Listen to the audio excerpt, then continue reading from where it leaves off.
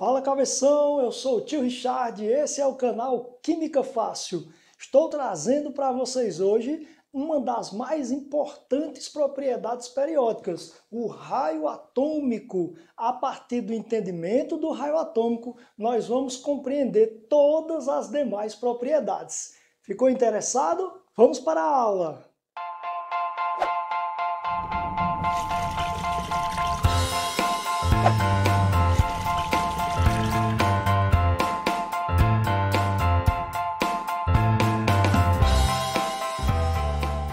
A primeira coisa que o cabeção deve colocar bem na sua mente é que o raio atômico não é o mesmo raio da geometria.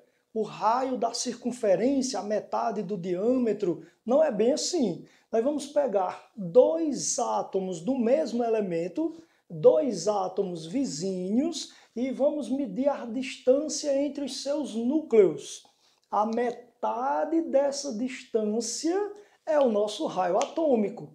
Então, o que é raio atômico? É a metade da distância entre dois núcleos de átomos vizinhos. Tranquilo? Segunda observação sobre o raio, turma, se liga. Com relação ao tamanho, como as coisas podem ser classificadas? Nós podemos classificar as coisas como grandes, como pequenas, não é verdade? Não faz sentido nenhum nós chamarmos um átomo de grande ou chamarmos um átomo de pequeno.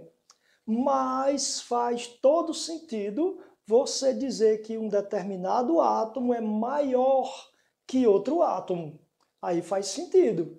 Todos os átomos são pequenos, né, pessoal? Bem pequenos. Mas um átomo pode ser maior que outro.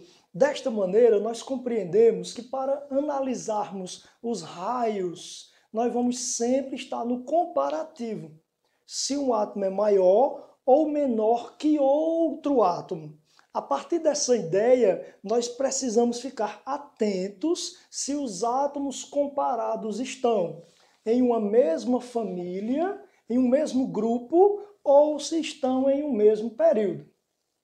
Turma, se estiverem na mesma família, é muito tranquilo. O raio cresce de cima para baixo. Por que, Richardinho? Porque aumenta, turma, o número de camadas. Quanto maior o número de camadas ocupadas por elétrons, maior o raio atômico. Faz sentido para vocês? Se os átomos estiverem na mesma família, quem estiver mais embaixo tem raio maior. Todo sentido, né? Richardinho, e se estiverem no mesmo período?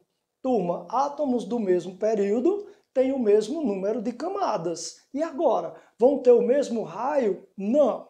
No período, o raio cresce da direita para a esquerda, porque diminui uma propriedade atômica chamada carga nuclear efetiva. What job is this? O que é isso aí, Richardinho? A carga efetiva, turma, é a atração entre o núcleo e os elétrons da última camada. E os elétrons mais externos, os elétrons de valência. Quando essa atração ela é mais forte, a tendência é esses elétrons se aproximarem do núcleo, olha o movimento, e o raio diminuir. Faz sentido para você? Se essa atração ela é menor, os elétrons se afastam do núcleo e o raio aumenta.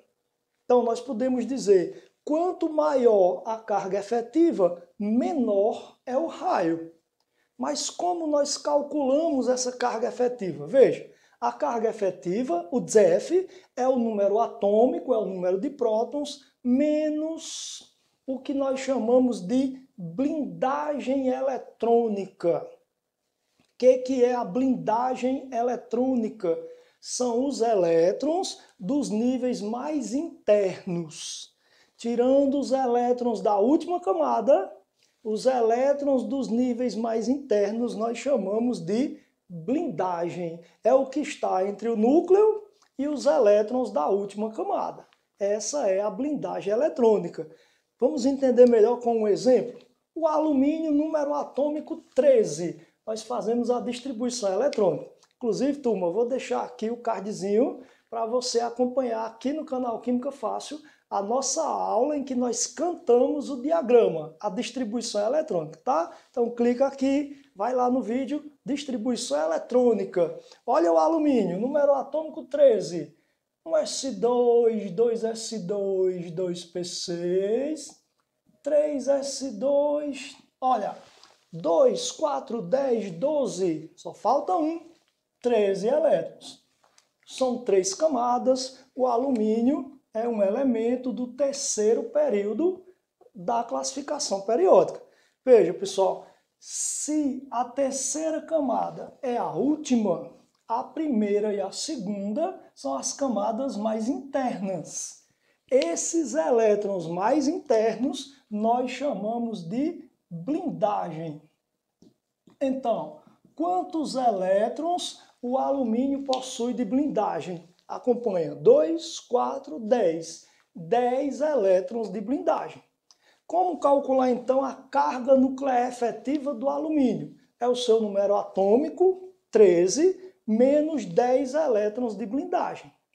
13 menos 10, a carga efetiva para o alumínio vai ser igual a 3. Não coincidentemente, é o número de elétrons que o alumínio possui na última camada. É a sua carga efetiva. Tranquilo? Vamos adiante. O cloro, número atômico 17. 1s2, 2s2, 2p6, 3s2, 3p5. 17 elétrons. Tirando os elétrons da última camada, ficam os elétrons de blindagem. Observa, a blindagem do cloro é a mesma blindagem do alumínio. Por quê? Porque são átomos, são elementos do mesmo período da tabela periódica, terceiro período. Então, como fazer a carga efetiva do cloro? O número atômico, 17, menos os 10 elétrons de blindagem.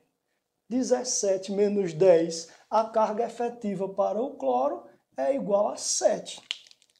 Ora, se a carga efetiva é a força com que o núcleo atrai os elétrons da última camada, a carga efetiva do cloro, sendo maior, atrai os elétrons para próximo do núcleo e o raio do cloro é menor que o raio do alumínio.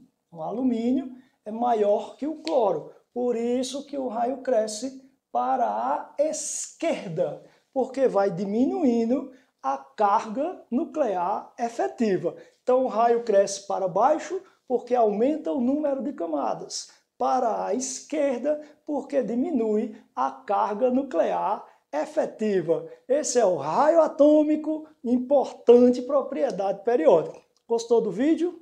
Deixa teu like, se inscreve no canal e até a próxima!